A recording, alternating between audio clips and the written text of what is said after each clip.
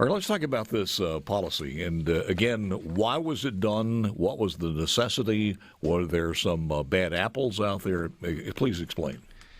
Well, I mean, I think it's the emergence of social media in and of itself. And, as far back as 2016, the AMA put out a code of ethics opinion statement on for physicians using social media or just media in general to make statements about health and things like that. And so this is really not anything new.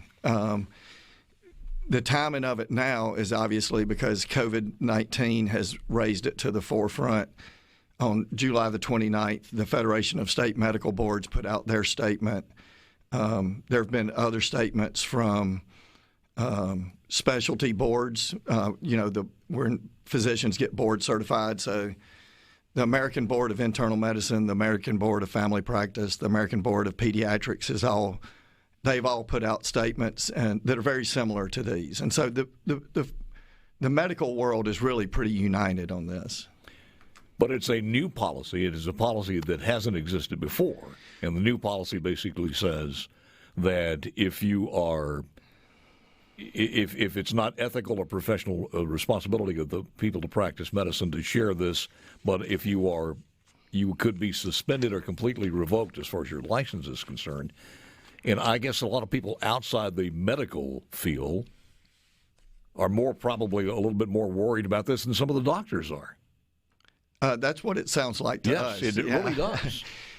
We have gotten very few comments from any physicians that are concerned about this because physicians know that this is not really anything new. Mm-hmm. When the board puts out a policy statement, it's reminding its licensees of what their responsibilities are. So, like I say, as far back as 2016, mm-hmm. This kind of guidance existed from the AMA in the ethical guidelines that they put out. And so this is a reminder to the licensees of Mississippi of how they should be careful about what they say, especially when they put on the white coat and they go on media of something. Give me an example of what they cannot say, or give me an example of what would cause them to appear before the Medical Board of Licensure with a possible revocation of their license. Well, I really don't want to get into specifics. And it would have to be really egregious, mm-hmm. So certainly, it's okay to have a difference of opinion and to express your difference of opinion. How far, though? Apparently the policy says that's not true. The policy says your opinion has to stop at this point somewhere. Well, it has to have – it needs to have a defensible position. If there is some scientific data out there that backs up the opinion that they're putting out there, then that would be strong enough that we would have to say that that's a reasonable opinion for somebody to have. Dr. Ken Cleveland, who's the Executive Director of Mississippi Board of Medical Licensure. And this was an agreement policy written by not only you but the whole board. Yeah, so the way this kind of works is the board president contacted me mm-hmm. and said that he felt like the board needed to put out a statement along the lines of what the Federation of State Medical Boards had put out.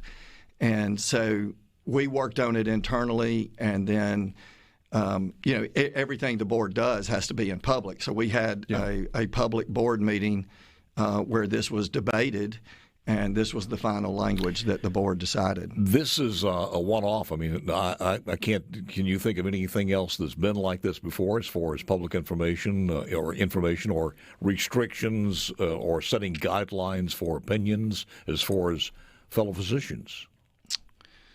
Well, it's the board's job to set guidelines and regulations for physicians and to give them the guidance and the expectations that the medical board has for their conduct and how we intend for them to.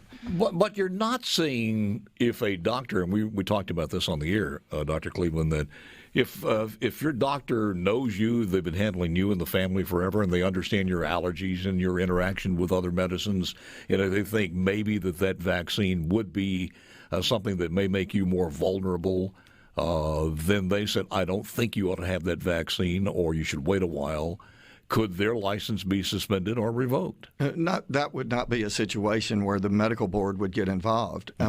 So certainly we have employees at the medical board that have medical reasons not to be vaccinated. So there are reasons to not be vaccinated, whether you're allergic to some part of the vaccine or whether you've had bad reactions to vaccines in the past. And so there are legitimate reasons to not be vaccinated. But if they clearly went on radio on this show and said nobody ought to be vaccinated, then that's a different situation. Well, if they said nobody should be vaccinated, I do think that would reach the level of an egregious